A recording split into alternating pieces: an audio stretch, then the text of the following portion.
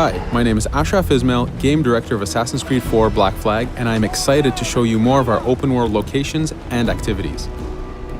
This is by far the biggest and most diverse game world we've ever built. Over 50 major locations and more than 75 uncharted islands.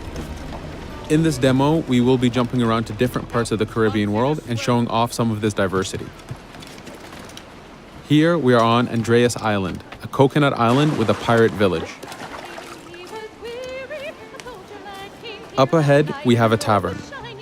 Taverns are places where you can hire crew, pay for secret information about valuable convoys, you can play mini-games, and of course, you can have a drink. To gain access to all of this, you need to prove yourself with your fists.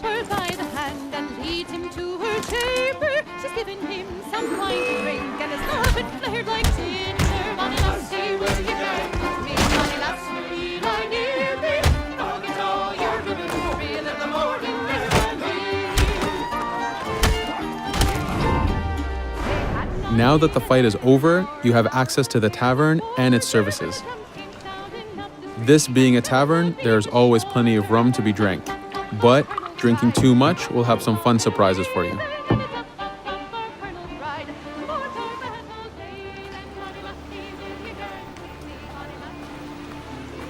Now let's head to that viewpoint and sync up. Each viewpoint in the game is a small navigation puzzle to reach the top. Synchronizing unfogs the map, showing you nearby collectibles and activities, and it also becomes a fast travel point so that you can quickly get back here. The world is massive. We needed to make it comfortable and easy for you to get to where you want.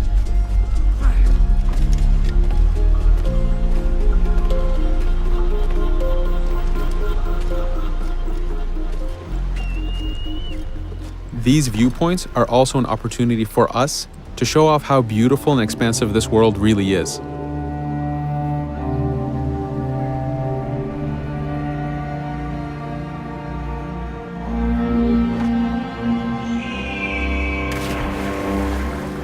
Now we're heading to another important location, underwater shipwrecks.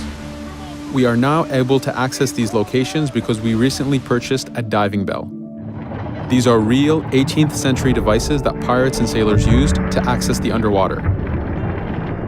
Underwater is how the golden age of piracy started. Through an incredible hurricane, tons and tons of Spanish gold was lost at the bottom of the seabed.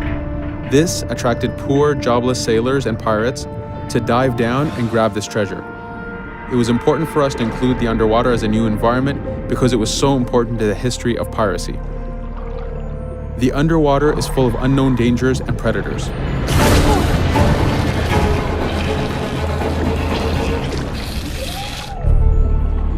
You do have to pay attention and act quick, but the risk is worth the prize as you need a lot of money to get all the upgrades for your ship, the Jackdaw.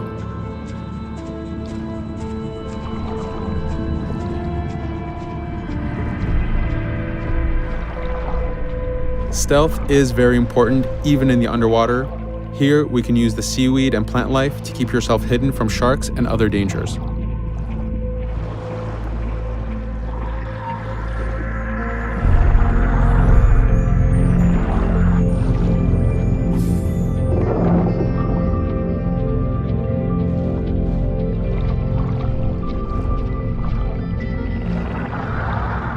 This is an air barrel.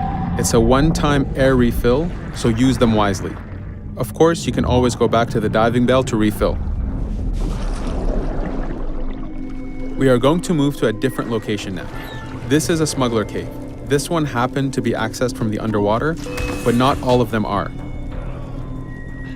Here, we ran in without looking around, and this got us in a little bit of trouble. But it was only 2 guys and we took one by surprise, so not too bad. Caves are heavy stealth locations.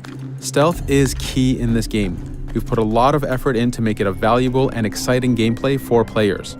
Since we came from the underwater, Edward does not have his weapons or guns. You will have to use your stealth tools to get through this.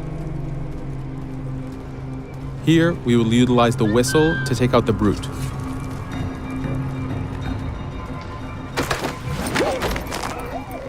Anytime an enemy is taken out, they will drop their weapon for you to use.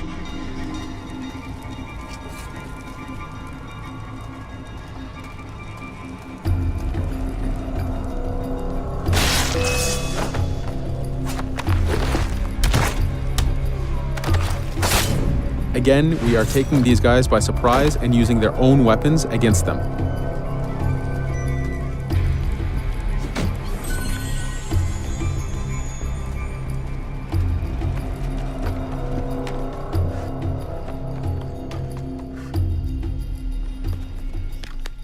Using just your fists keeps things quiet. This allows you to take advantage over the second guard.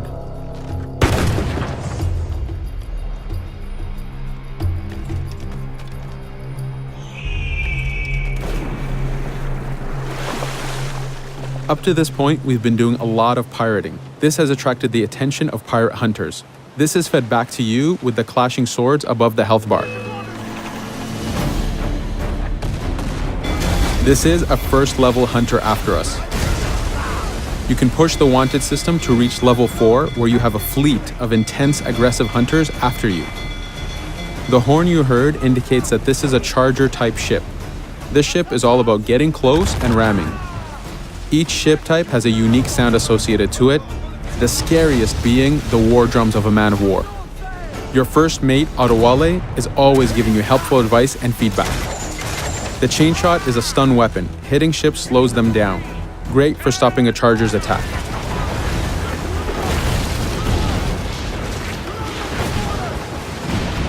As the masts come down, we can start a boarding.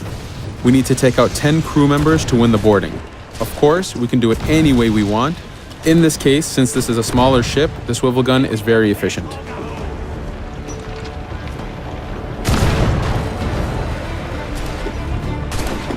There are many objectives in the boarding system, including destroying powder keg reserves and removing the flag from the top mast. But the most basic objective is to eliminate the crew.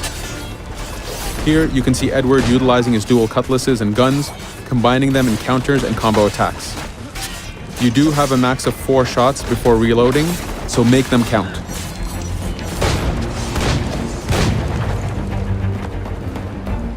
Plundering a hunter allows you to send a very powerful ship to your fleet. They are also a good way to gain ammo for the Jackdaw. In this case, we will use this opportunity to lower our wanted level.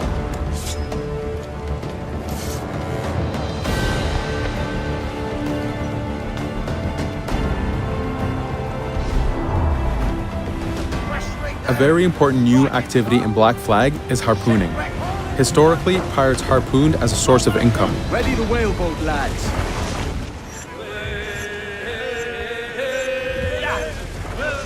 Harpooning is a part of upgrading Edward and his gear. There are many different types of creatures to harpoon, and they are all needed to get every single upgrade. Steady now, lads.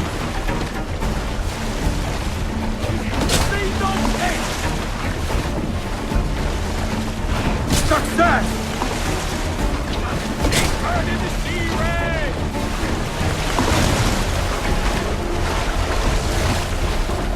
It's weakening! The blast has torn the rope! Stay sharp, lads. This is one of the smaller harpooning targets. Just imagine taking on a great white shark or a blue whale.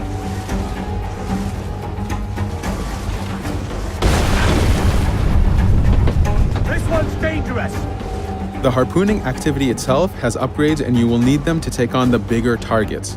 You can upgrade the health of the rowboat, the number of harpoons you carry, and the damage of the harpoons themselves.